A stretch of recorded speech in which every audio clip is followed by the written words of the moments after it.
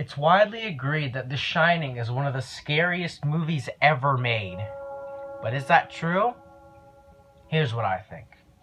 Now, the first time I saw The Shining was around about 2019 when I got my first copy. It was the Stanley Kubrick's Classic Collection edition, the one with the big blue bar on the top. When I first saw it, I thought it was super great. I thought it was amazing. Rewatching it, I still think it's amazing. One of the reasons why I think this movie is so great was because it was ahead of its time when it first came out. Like, honestly. One of the great things about this movie is how instead of relying on a lot of jump scares and a lot of gory deaths, like movies coming out around the same time, like Halloween, Friday the 13th, Nightmare on Elm Street, instead of relying on gory, bloody deaths, it relied on tension and the fear of the unknown. Because again, one of the scariest things in my opinion is the unknown, because you don't really understand how it works. Something else I just want to get out of the way right away. I think Shelley Duvall was the greatest actress in the whole movie. Honestly, she was amazing. She's literally on the same page as Toni Collette from Hereditary. But obviously, a lot of people were like, oh, Shelley Duvall is ugly, or oh, Shelley Duvall was the worst actress. And she was nominated for worst actress. I can't imagine how much it must have hurt her feelings, to be put through all that abuse that Stanley made her go through, only to be nominated as the worst actress. But on the plus side, Jack Nicholson, the guy who was Jack Torrance, haven't you guys noticed that Jack Nicholson plays a lot of crazy people and most of them are named Jack? Jack Nicholson actually said that she is the most talented actress he'd ever worked with. So at least he recognizes how good she is. The movie centers around a family of three, a mother, a father, and a child named Danny.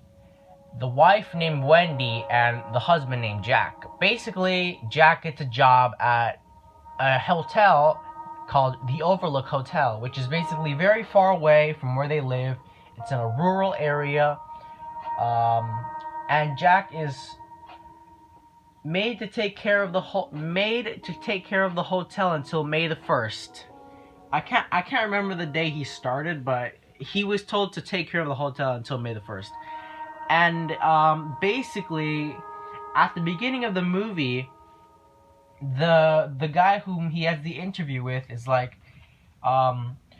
there's been a lot of crazy stuff happening in our hotel, like the murder with the man who killed his wife and two kids with an axe, and then killed himself by blowing his brains out.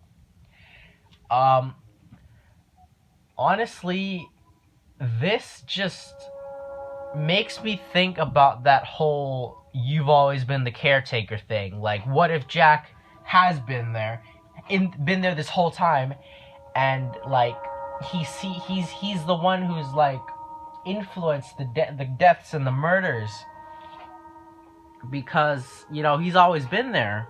Well, at least that's what I think. I don't know. This movie it'll never be solved, this movie. But honestly, one of the reasons why The Shining is so ahead of its time is the sheer amount of the camera work in this movie is phenomenal. It's amazing. You have to see it for yourself, honestly. I can't describe how incredible the camera work in this movie is. Especially the axe scene, where Jack is smashing the axe into the door. They did this cool thing where they whipped the camera back and they whipped the camera backwards and then threw it forward, but stopped it at the moment the axe hits the door. So it's the camera is hitting the door at the same motion as the axe. Plus, literally my favorite shot of the movie is that one shot where Halloran gets killed, and Danny screaming, that's my favorite shot of the movie. That shot was just incredible. One of another very cool shot is this shot of the two girls, the two daughters who were murdered. But yeah, I'm trying to find a complaint about this movie, but I kind of can't because it's literally a perfect horror movie. Literally, like one of the greatest horror movies of all time, if not the greatest, according to some people. I wouldn't really say it's well, I would say it's a masterpiece and one of the greatest, but I wouldn't say it's my top favorite. It's somewhere around. I should actually make a list of my favorite horror movies. But yeah, it is one of my favorites. I grew up with it. It's honestly like, damn, how'd they do this? Something that's actually interesting to know is this movie was panned by critics, which basically means it didn't get that much attention back then, but now, whoop, it's one of the biggest horror movies ever. A lot of people are saying that Doctor Sleep, it's kind of getting a lot of hate right now, or it was getting hate, when it released. But that's because people think it's gonna have the same thing as The Shining, where at first it doesn't get that much attention or it gets hated on, but then later on it's gonna become a classic. I personally can't say anything about that because I haven't seen the movie, but I will see it and I will make a review on it. Don't worry. I don't know what else to say about The Shining except right. We need to address the elephant in the room. Stephen King. Now, Stephen King, for whatever reason, he hated Stanley Kubrick's adaptation of The Shining. So much so, he made his own. And honestly, just from seeing clips of Stephen King's own version of The Shining, King, you're an excellent writer. You need to kind of work on your directing skills. Honestly, guys, that movie, the miniseries, because Stephen King's Shining is a miniseries. That miniseries is, if you've seen it, you know what I'm talking about. The CGI hose, the zombie with I haven't seen the full thing. I've seen clips of it, but I recently managed to get my hands on a copy, not a physical copy, but like a digital copy. Someone sent me a Google Drive link, so I might review it too. And I might be like, oh, what I think about this one, because I can't say anything now. But from what I've seen, it's kind of weird.